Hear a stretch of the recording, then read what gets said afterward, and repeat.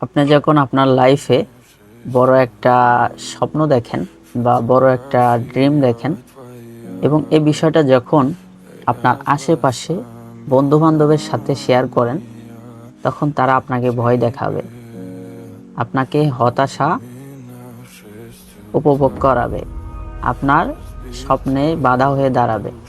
কিন্তু একটা সময় যখন সেই স্বপ্নটা আপনি বাস্তবে রূপ দেবেন এবং আপনার স্বপ্ন আপনি ফুলফিল করবেন, সেই মানুষগুলোই এসে আপনাকে কি করবে, বিভিন্ন কথা বলবে, আপনাকে নিয়ে ইতিহাস বানাবে, আপনাকে নিয়ে লেখালেখি করবে।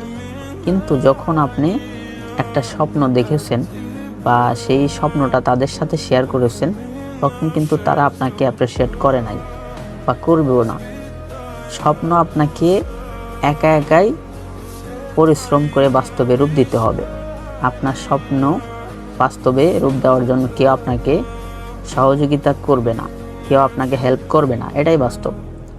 লাইফে আপনি পরিশ্রম করতেছেন, আপনার স্বপ্নটা আপনি পূরণ করার জন্য কাজ করতেছেন, ইনশাল্লাহ একদিন আপনি 100% সাকসেস হবেন। কারণ পরিশ্রম কখনো কাউকে ধোঁকা দেয় না বা পরিশ্রম কাউকে কখনো ফাঁকি দেয় না।